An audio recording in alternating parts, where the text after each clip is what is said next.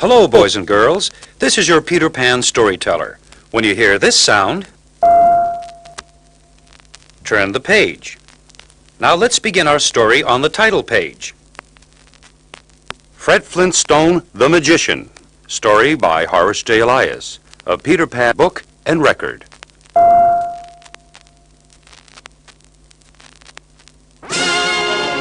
Wilma Flintstone asked her husband Fred, who was busy reading the Bedrock Bulletin, "What goes on in that lodge of yours, the secret society of loyal snallygasters?" Wilma, for the 900th time, it's a secret. That's why it's called the Secret Society. Well then, what's a snallygaster? Fred got a wicked twinkle in his eye and said, A snallygaster, Well, I shouldn't tell you, but it flies like a bird, only backwards. It has a nose like an airplane propeller and a head like a lion. And it has very sharp claws, lives in old bowling alleys, and nobody's ever seen one. My goodness, why not? Because it's invisible. Whatever does it eat? It eats wives who ask too darn many questions, roared Fred, as he slammed down the newspaper and stomped out of the house. Next evening, when Fred came home from his job at the rock mine, he said to Wilma, Guess what? The Snallygasters are having their annual show, and I'm going to do an act in it. What kind of an act? asked Wilma. I'm going to be the Great Flintstone and his magic tricks. Will you help me get it ready? This time, Wilma got a wicked twinkle in her eye. Certainly, dear. What tricks are you going to do? Oh, I'll pull a rabbit out of a hat, make a cane turn into flowers, and make a dollar bill disappear. Then I'll get all handcuffed and tied up and get into a trunk with ropes around it. And then I'll escape. How about it? Sounds great, huh? Wilma asked, Is Barney Rubble going to do an act, too? Yes, he's going to do his silly trampoline act, but he'll be so bad nobody will applaud him, answered Fred. Next morning, bright and early, Wilma talked to Betty Rubble on the rockaphone. They both decided to teach their husbands a lesson, because neither Fred nor Barney would ever tell Wilma or Betty what went on at the meetings of the Secret Society of Loyal Snallygasters. Now, turn the record over, and we'll continue on the other side. On the night of the show, Fred's act was just before Barney's. Fred began with his rabbit trick.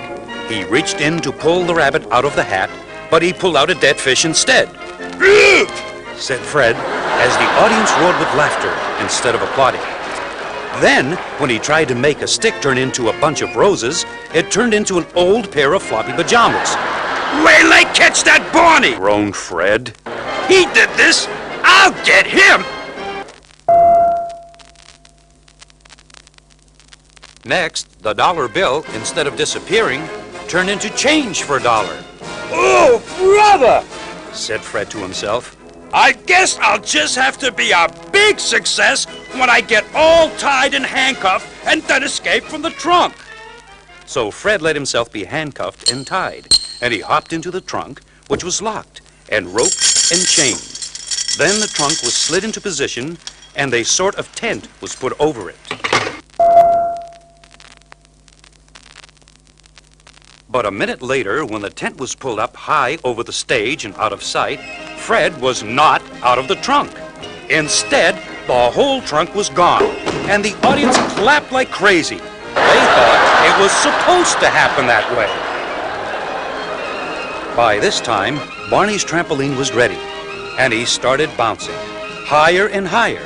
What he didn't know was that his wife had stretched the trampoline so tight, he was bouncing all the way to the top of the stage, higher and higher, until he was bouncing right out of sight. In the meantime, someone lit Fred's trunk under the stage, and he went looking for Barney. When he saw him bouncing like that, Fred climbed to the top of the stage, hung on to a rope, and made a grab for Barney the next time he came sailing up. But Barney grabbed the rope too. Then Fred missed and fell down onto the trampoline and bounced up again. Barney saw him coming and let go of his rope, and he went down just as Fred came up.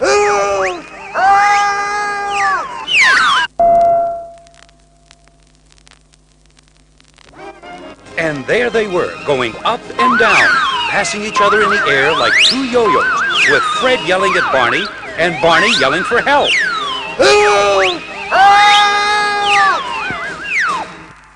When everything had quieted down and someone else had won first prize, Wilma snuggled up to Fred and said, Fred, honey, tell me, what does a snallygaster really eat? Fred got that twinkle in his eye again. Oh, I was just kidding about them eating wives. Snallygasters really live on chocolate, goldfish, and gasoline. Fred Flintstone, you stop that. You tell me the truth now. That is the truth, Joked Fred. How do you think a snallygaster can fly without gasoline for its engine? And Pebbles said, Da-da cuckoo. which meant, I must be the only baby girl in the world with two silly parents.